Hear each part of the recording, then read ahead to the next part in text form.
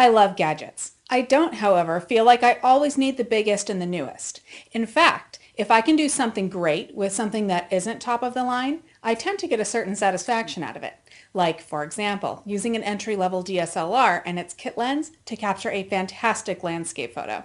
I love that. So when it was time for me to get a new GPS watch for my running, hiking, and biking pursuits, after more than 5 years of using my last one, I approached the purchase like I do everything else. I started at Garmin's website looking at the current models. I got all excited looking at the new and cute, colorful new watches that aren't very expensive, but there are certain features that I wanted that they did not have.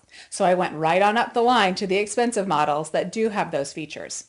The newest one that has all of the bells and whistles gave me sticker shock though. So I thought, okay, well, I like the watch that I have. It may not be pretty, but why don't I see if I can find another one somewhere? No such luck. It's nowhere to be found. So then I went back to Garmin's site and found this one, the Forerunner 310XT. Let me tell you about it, about what it is and what it isn't. What it is. It is for running, biking, swimming, hiking, anything where you're moving your body. It tracks everywhere you go while you exercise, and it gives you the information you need during your workout or excursion. You can choose what exactly you view on the screen, but it's recording all kinds of data like speed and distance, plus a bunch more. It even records elevation, which it does okay, but there are ways to do it more accurately because it's GPS-based elevation. Some of Garmin's higher-end models have elevation calculated by barometric pressure, which is more accurate. With this one though, the Garmin Connect website, which I'll talk more about in a minute, has the option to correct your workout's elevation data based on known elevation data. So I said you can track yourself everywhere with this, but it's not really for indoor workouts, at least not on its own. For those indoor workouts, like running on the treadmill, there is an optional foot pod that you can purchase, which will send data to your watch. And speaking of accessories, this interfaces with your heart rate monitor. I purchased mine with a package with this heart rate monitor, but there are others that you can use. This is important because it can keep you in the zone that you're after. And it does so with clever cues, both audio and vibration, to help keep you where you want to be. I also mentioned that the watch tracks you everywhere you go.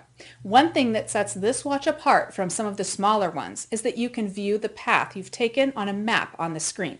It's not a detailed map by any means, but it's like breadcrumbs. It can help you retrace your steps or cross your path so you don't have to backtrack if you get lost. I've used this feature on a number of occasions. When you set the watch up, you input who you are, how old you are, what you weigh, all to aid the system telling you how much work you are performing and estimating how many calories that you are burning. If you are exercising for weight loss, this can be a huge advantage. You can even use previous performances stored in the watch to compete against yourself and your own times on your own courses.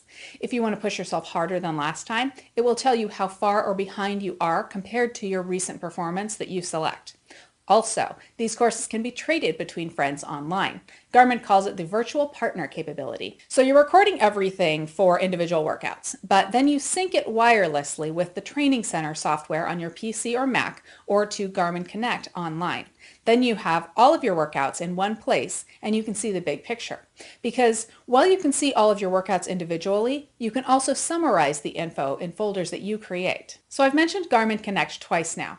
It is where you can not only store your data and review it, but there is also a social element. You can share information and your courses. It's also compatible with popular training information sharing websites like Training Peaks. What it isn't just for running. You can use it for excursions like hiking. It isn't the GPS that you put in your car and it tells you how to get to the frozen yogurt shop. But that's what your iPhone is for anyway. It isn't very small like a regular watch, but it isn't large like a handheld GPS either. Part of the reason for the size is the class-leading 20-hour battery life. It isn't the newest model. However, for the price, it seems to be at the sweet spot in Garmin's lineup of performance. The unit costing twice as much only has several additional features. So here's my conclusion. Great GPS capability for your active pursuits and a relatively small wristwatch-like package. It helps me keep track of my progress during and after workouts, and even helps me get back on track during those occasions that I get off course. If you want to know more, or even purchase one, you can find a link to this watch in the description of the video.